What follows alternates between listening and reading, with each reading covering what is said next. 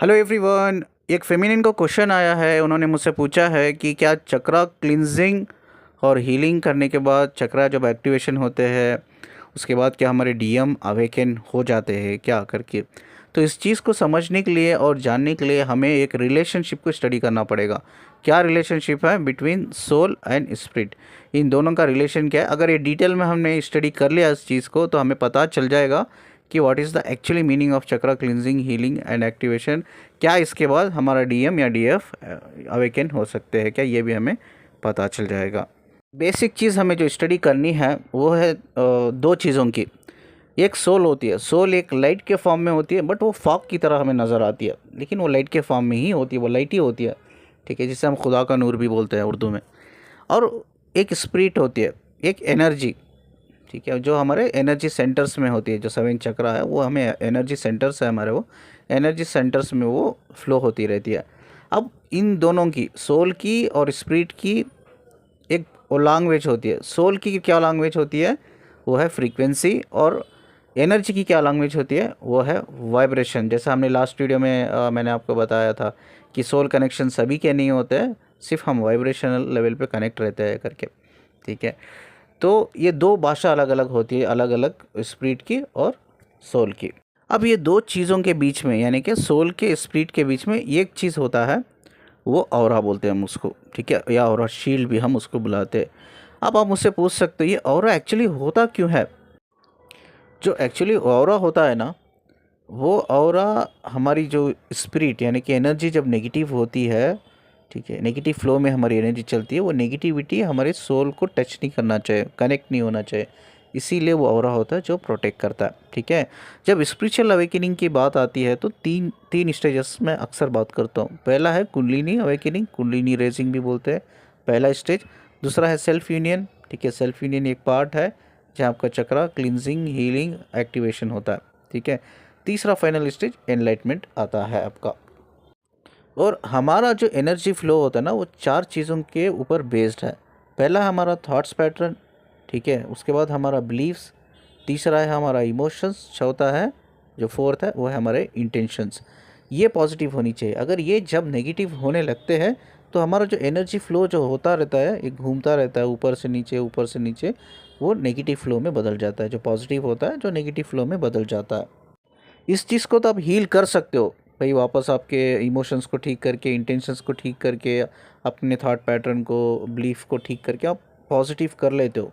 लेकिन कभी कभी हमारी एनर्जी, एनर्जी का मतलब क्या है, हम उर्दू में उसे नफ्स कहते हैं, नफ्स। ठीक है, तो हमारी जो स्पिरिट होती है जो एनर्जी से बनी हुई रहती है, सोचो कि कोई बंदा या बंदी किसी के साथ फिजिकल हुए, रिलेशन में थे वो, या इमोशनली कनेक्टेड थे, हो सकता है वो फिजिकल हुए।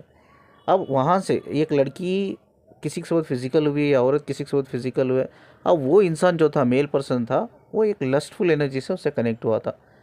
ठीक है, वो प्यार व्यार नहीं करता, उन दोनों के बीच में कोई लव फ्रीक्वेंसी नहीं थी, इमोशनल कनेक्शन नहीं था, सिर्फ एक लस्ट था। अगर जब वो लस्ट वाली एनर्जी रिलीज़ करता है, तो एनर्जी की जब बात आती है, फेमिनाइन हमेशा एनर्जी को रिसीव करती है। ठीक है, यानी कि एनर्जी वो लेती है, और मैस्कुलिन जो होता है वो एनर्जी गिवर होता है। तो हम बोलते हैं फेमिनाइन एनर्जी टेकर होती है और मैस्कुलिन एनर्जी गिवर होता है। जब वो लस्ट वाली एनर्जी ड्रॉ करता है कनेक्ट होकर, तो उस फेमिनाइन की एनर्जी क्या होती है, वो लस्ट वाली एनर्जी से वो जो उनकी एनर्जी होती है, स्पिरिट होती है, वुंडेड हो जाती है। ठीक है, एक नेगेटिव फ्लो में आ जाती है। तो क्या होता है इस टाइम पे, तो आपका जो स्पिरिचुअल अवेकनिंग स्टेजेस होते हैं, कुंडलिनी तो आपका हो जाता है, लेकिन सेल्फ यूनियन आपका हो नहीं पाता। तब तक वो नेगेटिव एनर्जी को आप कंप्लीटली अपने एनर्जी सेंटर से आप उसको हील नहीं करते हो, क्लींजिंग नहीं करते हो। जब हील और क्लींजिंग होता है तब वो एक्टिवेशन होता है, तब जाके आपकी सोल मर्ज होती है, आपके अलाइन होती है आपकी स्पिरिट के साथ, इमोशंस के साथ, बॉडी माइंड के साथ। ठीक है, तभी पॉसिबल है। यानी कि second stage is very important stage होता है, सेल्फ यूनियन का स्टेज होता है, जहाँ हमें बहुत काम करना पड़ता है। यानी कि हमारी जो नफ्स होती है, जो स्पिरिट होती है, उसको क्लीन करना पड़ता है, क्लींजिंग करना पड़ता है, क्लीन करना पड़ता है। तब तक क्लीन नहीं होती, सोचो आपकी स्पिरिचुअल अवेकनिंग का स्टेज जो है, सेल्फ यूनियन का स्टेज, उससे आगे ही नहीं बढ़ पाते हो। और एक सिनेरियो होता है जहाँ हमारी एनर्जी ब्लॉकेज रहती है, वो है हमारा कर्मा। हमने किसी के साथ गलत किया होगा, वो गलत कहीं फॉर्म में किया होगा हमने। ठीक है, ये एक पर्टिकुलर फॉर्म में नहीं है, वो गलत करने से वो कई फॉर्म, अलग अलग फॉर्मों में वो एनर्जी ब्लॉकेज होती है। जब तक वो कर्मा आपका क्लींस नहीं होता, हील नहीं होता है या पूरा नहीं होता है, तब तक आपके जो एनर्जी सेंटर्स होते हैं ना, वो एनर्जी ब्लॉकेज नहीं हटता है, वो बैरियर ब्रेक नहीं होता है। जब आपका कर्मा क्लियर होता है तो वो बैरियर नेचुरली ब्रेक होता है। तो हर इंसान को ये भी पता रहना चाहिए उसका कर्मा क्या है, उस पर काम करना चाहिए, उस कर्मा को भी रिजॉल्व करना चाहिए। तो अब क्वेश्चन ये आता है, क्या चक्रा क्लिनजिंग हीलिंग एक्टिवेशंस के बाद क्या हमारा डीएम अवेकन होता है या अवेकनिंग प्रोसेस में आता है, क्या उसका स्टेज क्लियर होता है सेल्फ यूनियन का? यस, होता है, 100% होता है। तो पहले चाहे वो आपका डीएम हो या डीएफ हो, अनअवेकन जो है उनको अपनी ही चक्रा क्लिनजिंग हीलिंग पे काम करना पड़ेगा, एक्टिवेशन करना पड़ेगा। उसके लिए आपकी सारी नेगेटिव एनर्जी जो भी फ्लो में कनेक्टेड है उसको हील करना पड़ेगा और आपके कर्मा को हील करना पड़ेगा। तब जाके वो ऑरा होता है, मैंने कहा ना स्पिरिट और सोल के बीच में एक ही चीज़ होती है, सेंटर में ऑरा शील्ड होती है। वो शील्ड नेचुरली वो हट जाएगी, तब वो आपका जो सोल होता है आपके स्पिरिट से कनेक्ट होता है। जब आपकी स्पिरिट कम्प्लीटली क्लीन हो जाती है, आपकी नफ्स साफ़ हो जाती है, गंदी होकर रहती है ना, गंदी से साफ़ हो जाती है, तो आपकी सोल आपकी नफ्स से कनेक्ट होकर, स्पिरिट से, एनर्जी से कनेक्ट होकर आपकी इमोशन से, आपकी बॉडी माइंड से कनेक्ट हो जाती है। इसको हम कहते हैं असेंशन, इसको हम कहते हैं अलाइनमेंट, इसको हम कहते हैं अवेकनिंग। ठीक है, अवेकनिंग का एक बहुत इंपॉर्टेंट पार्ट है। जैसा ही इधर आपकी सोल आपके सोबत अलाइन हो जाती है, आपके सोबत मतलब आपकी स्पिरिट के सोबत, आपकी बॉडी के सोबत, माइंड के सोबत, इमोशन के सोबत अलाइन हो जाती है ना, तो नेचुरली इस स्टेज में आके थोड़ा आपको क्लैरिटी आती है कि मेरा सोल पर्पस क्या है करके। क्योंकि ये सेकेंड स्टेज जैसा आपका क्लियर होता है, आपका थर्ड आई चक्र एक्टिवेशन हो जाता है या होने लगता है। ठीक है, धीरे धीरे होने लगता है। यानी कि ये इनिशियल स्टेज है थर्ड स्टेज का, जो एनलाइटमेंट में जा रहे हो। जैसे ही थर्ड स्टेज में आ जाते हो आपके एनलाइटमेंट के, तो धीरे धीरे धीरे धीरे आपका थर्ड आई चक्र एक्टिवेशन होने लगता है। यहाँ आपको एक क्लैरिटी आती है कि मेरा सोल पर्पस क्या है करके। क्योंकि मुझे कई लोग पूछते हैं कि ये कैसा पता करें कि हमारा सोल पर्पस क्या है। तो ये पता करने के लिए आपका जो सेकेंड स्टेज होता है स्पिरिचुअल अवेकनिंग का, जो सेल्फ यूनियन का, उसको क्लियर करना पड़ेगा। सोचो किसी की डीएम डीएफ मैट्रिक्स बिहेवियर में फंसे हुए हैं, वुंडेड है, वुंडेड एनर्जी में, तो उनकी उतनी ही अवेकनिंग बहुत लेट होगी। उनको पहले इससे हील करना पड़ेगा, बैलेंस करना पड़ेगा। और एनर्जी को पॉजिटिव रखना इसलिए नहीं कि आपकी अवेकनिंग हो जाए, आपकी डीएम की अवेकनिंग हो जाए, ये इसलिए भी इम्पॉर्टेंट है क्योंकि आपकी बॉडी माइंड दोनों आपके एनर्जी फ्लो से डीपली कनेक्टेड है। ठीक है, जैसा ही आपकी एनर्जी नेगेटिव वे में फ्लो होने लगती है, उसका इफेक्ट आपकी माइंड को भी होता है, बॉडी को भी होता है, जिसकी वजह से आपको इमोशनल प्रॉब्लम्स भी होती है, मेंटल प्रॉब्लम्स भी होती है और फिज़िकल प्रॉब्लम्स भी होती है। अगर आपको एक अपनी बॉडी को हेल्थी वे में, अपने माइंड को हेल्थी वे में रखना है, तो आपकी एनर्जी फ्लो पे भी आपको काम करना होगा। क्योंकि बहुत से लोग क्या करते हैं, मैंने देखा है, एक्सरसाइज करते, जिम ज्वाइन करते, डाइट को फॉलो करते, बट वो मेंटली स्ट्रांग नहीं रहते। मेंटली उनको कई सारे डिसऑर्डर से फेस करते रहते हैं। पहले फिजिकल हेल्थ से पहले आपके मेंटल हेल्थ पे आपको ध्यान देना चाहिए। अगर आप मेंटली परफेक्ट हो, मेंटली अगर आप हेल्थी हो, तब जाके आप अपनी फिजिकल हेल्थ पे काम कर सकते हो। चाहे वो जिम कर लो, एक्सरसाइज कर लो या डाइटिंग कर लो, ठीक है, या फास्टिंग कर लो, चलता है ये भी। ठीक है, अगर आपकी मेंटल हेल्थ ही इम्बैलेंस है, you are in a depression और स्ट्रेस में हो सकते हो, या किसी भी साइकोलॉजिकल डिसऑर्डर से आप गुजर रहे हो, तो आप सिर्फ फिजिकल हेल्थ पे काम कर रहे हो। फिजिकल हेल्थ पे काम करने से कोई फ़ायदा नहीं है, पहले मेंटल हेल्थ पे हमें काम करना पड़ेगा। तो ये भी एक पार्ट है सेल्फ लॉ का, जो बोलते हैं ना सेल्फ लॉ। सेल्फ लॉ का एक्चुअली पार्ट है कि अपनी मेंटल हेल्थ को के ऊपर काम करना, उसको हेल्थी रखना, मेंटल हेल्थ को। तो ये कॉमन चीज़ है इधर जो सीखने को मिलती है। अगर आपको लाइफ में ग्रो करना है फिज़िकली, मेंटली, स्पिरिचुअली, तो आपको खुश रहना बहुत ज़रूरी है। ये आपको सीखना चाहिए। बहुत से लोग मुझे ये भी क्वेश्चन पूछते हैं, सर जब फिज़िकल डेथ होती है तो क्या ये हमारी सोल स्पिरिट दोनों ट्रैवल करती है प्लैनेट को? नहीं। जब फिज़िकल डेथ होती है किसी इंसान की, तो उसकी सोल ट्रैवल करती है, यानी कि उसका जो लाइट होता है, वो लाइट का जो फॉर्म होती है, जो फ्रीक्वेंसी होती है ना, वो ट्रैवल करती है। ये हमारी जो स्पिरिट होती है, एनर्जी होती है, वो डेड हो जाती है। ठीक है, क्योंकि ये स्पिरिट, माइंड, बॉडी है, तीनों एक दूसरे से इंटरकनेक्टेड होते हैं। माइंड, बॉडी, स्पिरिट तीनों इंटरकनेक्टेड होते हैं। जैसा स्पिरिट ख़त्म हो जाती है, ठीक है, वैसा माइंड, बॉडी भी एक दूसरे से डिस्कनेक्ट हो जाते हैं। ठीक है, डिस्कनेक्ट होने के बाद इंसान की फिजिकल डेथ हो जाती है। तो कर्मा का क्या रोल है? चलो बॉडी माइंड ख़त्म हो गई, स्पिरिट ख़त्म हो गई, तो कर्मा का रोल क्या है? कर्मा का क्या रोल है मैं आपको बताता हूँ। कोई भी इंसान इस धरती पे आने के बाद कोई कर्मा क्रिएट करता है तो वो डायरेक्ट जो सोल होती है हमारी, सोल की फ्रीक्वेंसी के ऊपर उसका असर पड़ता है, इफेक्ट होता है। जिससे क्या होता है, हमारी सोल की फ्रीक्वेंसी कम हो जाती है। जिससे क्या होता है, the connectivity with the divine बहुत कम हो जाती है। मतलब तब तक आप उस कर्मा को हील नहीं करते, तब तक आपकी सोल हायर डायमेंशन से कनेक्ट नहीं करेगी, लोअर डायमेंशन में ही रहेगी। मतलब जितना ज़्यादा आप कर्मा क्रिएट करोगे उतना आपकी फ्रीक्वेंसी के ऊपर इफेक्ट पड़ेगा सोल की, और उतना ही आप डिवाइन से डिस्कनेक्ट होते जाओगे। यानी कि आपकी सोल एक लोअर डायमेंशन में ही रहेगी आफ्टर फिजिकल डेथ। वो लोअर डायमेंशंस को ही हम बोलते हैं डार्क नाइट ऑफ सोल। ठीक है, डार्क नाइट ऑफ सोल में रहती है, उसका मतलब क्या, लोअर डायमेंशन में रहती है, जो जहाँ वुंडेड सोल्स रहते हैं, सिर्फ वुंडेड सोल्स। हायर डायमेंशन में कनेक्टेड नहीं हो पाती वो, क्योंकि उसकी फ्रीक्वेंसी लो हो जाती है कर्मा की वजह से। तो इसका मतलब ये है, जितना हम कर्मा करते हैं उतना ही ज़्यादा हम अपने ही डिवाइन से डिस्कनेक्ट होने लगते हैं, दूर जाने लगते हैं। तो कर्मा फ्रीक्वेंसी पे इफेक्ट करता है सोल की, और कर्मा दोनों के इफेक्ट करता है। ठीक है, सोल के ऊपर भी करता है और एनर्जी के ऊपर भी करता है। जब तक हम जिंदा होते हैं, जब एनर्जी के ऊपर वो कर्मा इफेक्ट करता है तो वो हमारी हेल्थ को डिस्ट्रॉय करता रहता है। समझ रहे हो ना, डार्क नाइट ऑफ सोल दोनों जगह है। तब आप जिंदा हो, धरती पे हो, इधर भी डार्क नाइट ऑफ सोल है आपके लिए। इवन अगर आपका कर्मा ज़्यादा हो तो आप मरने के बाद भी आपके सोल के लिए भी डार्क नाइट ऑफ सोल है। तो इधर क्या होता है, धरती पे क्या होता है, एक तो आपकी सोल की फ्रीक्वेंसी तो कम होती रहती है। इधर धरती पे क्या होता है, आपकी एनर्जी भी नेगेटिव फ्लो में जाने की वजह से आपको हेल्थ इश्यूज़ प्रॉब्लम भी होने लगते हैं कई सारे।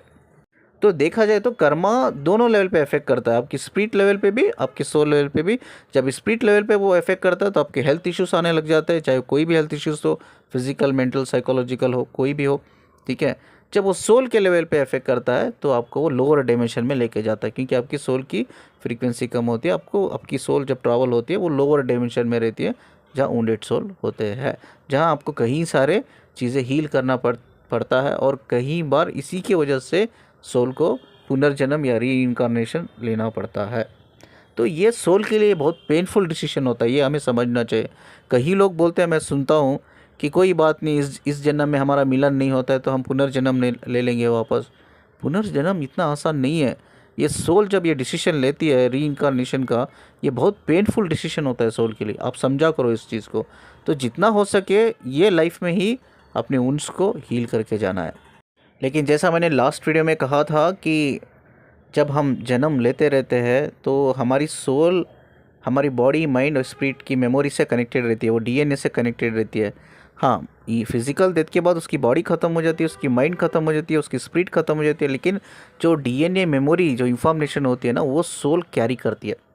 ठीक है, उसके साथ कैरी करती है, वो स्पिरिचुअल डायमेंशन तक लेके जाती है उस मेमोरी को, उस इंफॉर्मेशन को, जो हमारी बॉडी, स्पिरिट और माइंड से की एक डीएनए मेमोरी होती है। वो जब भी पुनर्जन्म वो सोल लेती है नई नई बॉडी में, वो मेमोरी को भी कैरी फॉरवर्ड करती रहती है, वो मेमोरी की भी अपने साथ लेके आती है।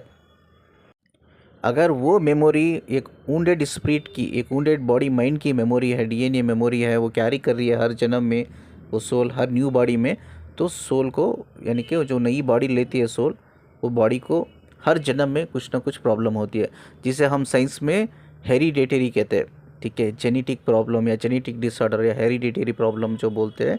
तो ये एक्चुअली स्पिरिचुअल लेवल पे देखा जाए तो ये एक वुंडेड एनर्जी है, जो आपने कहीं बार जन्म लिया है, अपने नेगेटिव फ्लो में रहकर कर्मा क्रिएट करके आपने उस एनर्जी को वुंडेड कर दिया है, जिसकी वजह से वो वुंडेड एनर्जी का जो डीएनए मेमोरी है, आपकी सोल जब भी नई नई बॉडी ले रही है हर जन्म में, वो पेनफुल मेमोरी, वो कर्मा वाली मेमोरी, वो वुंडेड मेमोरी कैरी ऑन कर रही है, जिसकी वजह से आपको कई सारे हेरिडेटरी प्रॉब्लम और जेनेटिक प्रॉब्लम हो रही है। ठीक है, ये साइकोलॉजिकल लेवल पे, इमोशनल लेवल पे भी होती है और फिज़िकल लेवल पे भी होती है।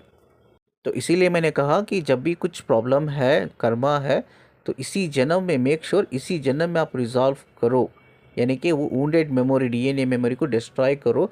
और जब हील कर लोगे, आप कर्मा को ख़त्म कर दोगे, जब वो वुंडेड मेमोरी से और डीएनए मेमोरी से, उस एनर्जी से हील कर लोगे, तो जो मेमोरी वो सोल आपके लेके जाएगी वो एक अच्छी मेमोरी होगी, हमेशा एक अच्छी मेमोरी होगी। ठीक है, तो जब वो पुनर्जन्म लेगी इन केस, तो अच्छी मेमोरी के साथ जब लेगी तो आपको कोई हेल्थ इश्यूज़ नहीं होंगे, आपकी लाइफ बहुत हेल्थी और नॉर्मल रहेगी, एक बैलेंस लाइफ रहेगी। ये सब चीज़ें जो मैं बता रहा हूँ ये वही इंसान बता सकता है जो बहुत डीप लेवल पे फ्रीक्वेंसी वाइब्रेशन के ऊपर स्टडी किया है, रिसर्च किया है। तो मैं 20 साल से करता आ रहा हूँ ये चीज़ को, तो इसीलिए ये सब चीज़ें मैं आपके सामने डिस्कवर कर रहा हूँ कि ये कितना इफ़ेक्ट करता है हमारी एक लाइफ पे, हमारी हेल्थ पे, इवन आफ्टर लाइफ भी कितना हमारी सोल के ऊपर भी वो चीज़ें इफ़ेक्ट करती है। तो जितना अच्छा होता है हम इसी जन्म में उन चीज़ों को रिज़ॉल्व कर ले, क्लियर कर ले, हील कर ले, उतना ही इवन आफ्टर लाइफ, जो यानी कि आफ्टर लाइफ का मतलब जो आपकी सोल की लाइफ होती है आफ्टर फिजिकल डेथ, आपकी सोल की लाइफ भी अच्छी रहेगी, आपकी सोल भी एक हायर डायमेंशन को जाने की एक अपॉर्चुनिटी मिलेगी। जैसा वो हायर डायमेंशन में जाएगी आपकी सोल, उसको नई नई चीज़ों को सीखने को मिलेगा। जैसा जैसे नई नई चीज़ें सीखेगी वो डिस्कवर करेगी, यानी कि अपने आप को आपकी ही सोल डिस्कवर करेगी और सारी वो जो पावर्स है जो ऑलरेडी वो सोल के अंदर है वो रिलीज़ करेगी वो, ठीक है, उसको डेवलप करेगी, ग्रो करेगी, ठीक है, जैसा जैसा वो हायर डायमेंशंस को जाएगी करके। जैसे मैंने कहा ना, खुदा ने जब सोल एक ही बार बनाया है, खुदा सोल को बार बार नहीं बनाता। हम पुनर्जन्म लेते हैं नई नई बॉडी में, वो बात अलग है, लेकिन सोल एक ही बार बनती है, खुदा एक ही बार बनाता है। जब खुदा उस सोल को एक बार क्रिएट करता है ना, तो सारी खूबियाँ उसमें डाल डाल देता है, सारी खूबियाँ। जब वो क्रिएशन होता है सोल का, सारी खूबियाँ उसमें डाल देता है। लेकिन खुदा क्या बोलता है, मैंने सारी खूबियाँ इस सोल में डाल दी है, इस रूह में डाल दी है, तो इसको डिस्कवर करना आपकी ज़िम्मेदारी है, इसको रिकॉग्नाइज़ करना आपकी ज़िम्मेदारी है, इसको रियलाइज़ करना आपकी ज़िम्मेदारी है, इसको ग्रो करना आपकी ज़िम्मेदारी है। तो यही लर्निंग है, चाहे इस जन्म में हम वो लर्न कर रहे हैं, चाहे मरने के बाद हमारी सोल लर्न करेगी, यही लर्निंग है। इसको ही हमें धीरे धीरे लर्न करके हमारी नेगेटिव एनर्जी से हमें हील करके हायर डायमेंशन में जाते जाते जाते चीज़ों को हमें डिस्कवर करके जो हमारे सोल के अंदर ऑलरेडी वो खूबियाँ हैं, वो खूबियों को हमें ग्रो करना पड़ेगा, डेवलप करना पड़ेगा, और कहीं सारे वुंडेड सोल है उनको हमें हील और गाइड करना पड़ेगा। चलिए, इस खूबसूरत बात को बोलकर मैं इस वीडियो को एंड करता हूँ। स्क्रीन पे आप नंबर देख रहे होंगे, आप काउंसलिंग के लिए कांटेक्ट कर सकते हो मुझे, और वीडियो को जितना लाइक करते हो ना उससे ज़्यादा शेयर कर दो, ठीक है, बहुत ज़रूरी वीडियो है, ठीक है। अगर आप चाहते हो इस जर्नी में आगे बढ़ना, अगर आप चाहते हो आपका डीएम अवेकन हो, आप अवेकन हो, आप दोनों एनलाइटमेंट में जाके एक परमानेंट यूनियन, जो एक सोल का डिज़ायर होता है, परमानेंट यूनियन और एनलाइटमेंट एक सोल का डिज़ायर होता है, अगर आप अपने सोल की डिज़ायर को पूरा करना चाहते हो तो इस वीडियो को आप भी सुनो और दूसरों को भी फॉरवर्ड करो, शेयर करो, और जाते जाते चैनल को सब्सक्राइब करके जाना। मुझे सुनने के लिए, मुझसे कनेक्ट रहने के लिए शुक्रिया जी। अल्लाह हाफिज़।